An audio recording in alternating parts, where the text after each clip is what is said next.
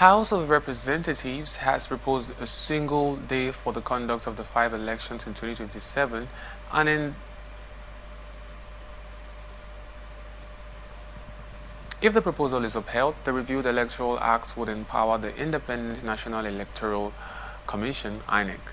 to simultaneously conduct the presidential, senatorial, House of Representatives, governorship, and House of Assembly polls in one day. Other amendments being proposed by the lower chamber of the National Assembly include the payment of 50 million naira by political associations seeking registration as parties, restriction of presidential election expenses to 10 billion naira. The conduct of elections 120 days before the expiration of the incumbent's term and determination of election petitions within 90 days after the exercise. The House also took steps to end series of by-elections arising from resignation and death of elected members of the State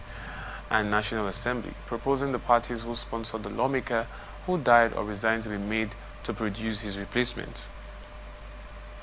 The Electoral Bill 2025, titled A Bill for an Act to Repeal the Electoral Act No. 13, 2022, and to enact the Electoral Act 2025, to regulate the conduct of federal, state, and area councils in the Federal Capital Territory elections and for related matters, had passed through the second reading in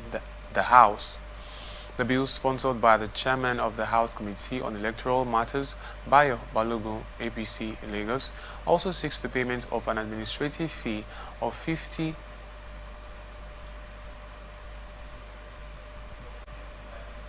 naira by political associations before the application is processed, adding that although the 202 Act provides that such associations would be required to pay an administrative fee, the amount is left to the discretion of INEC. Also, the proposed amendment seeks to restrict governorship election expenses to 3 billion naira,